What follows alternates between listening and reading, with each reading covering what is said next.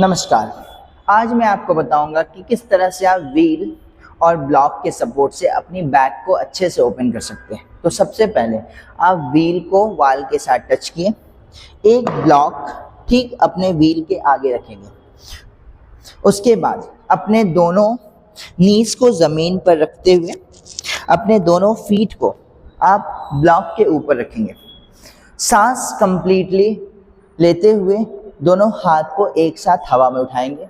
सांस लेते हुए धीरे धीरे सबसे पहले अपने बॉडी को पीछे की ओर ले जाए। आपका दोनों हाथ वॉल के साथ टच होगा।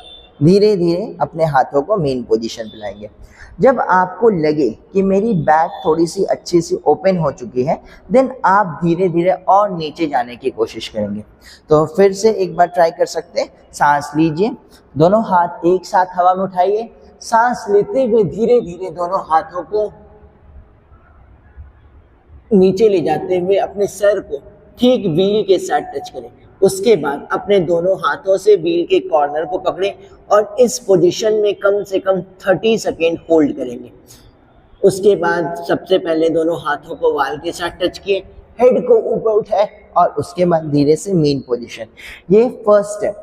सेकेंड स्टेप, थोड़ी सी बैक को और ओपन करने के लिए अपने एक नीज को ज़मीन पे रखें, दूसरे नीज को हवा में उठाने की कोशिश करेंगे। ये हो गया लंजेस। लंजेस में आके या अंजनी आसना में आके अपने दोनों हाथों को एक साथ हवा में उठाएं।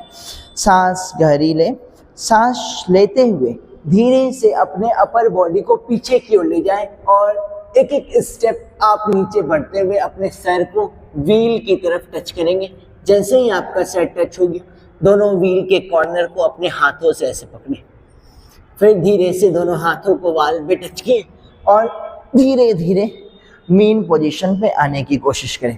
ये दो तरीके होते हैं जिसके कारण आप अपने बैक को ज़्यादा से ज़्यादा ओपन कर सकते हैं। तीसरा एक और तरीका, आपका व्हील का पोजीशन वही है, आपका टोज और आपका फीट पूरी तरह से फ्लोर में ऐसे टच रहेगा। ब्लॉक्स जिस पोजीशन में है वही पोजीशन पे रखेंगे। धीरे से दोनों हाथ हवा में उठाएं, सांस लंबी गहरी लें। धीरे धीरे अपने हैंड को भी नीचे की ओर ले जाना है और उसके बाद पहले हेड को टच किए, देन व्हील के अलग अलग कॉर्नर को टच किए। उसके बाद आप इस पोजीशन में कम से कम 30 सेकेंड होल्ड करेंगे। उसके बाद एक एक स्टेप बढ़ते हुए मेन पोजीशन में आएंगे और हर एक पोजीशन करने के बाद आपको फॉरवर्ड बेंडिंग जरूर करना है।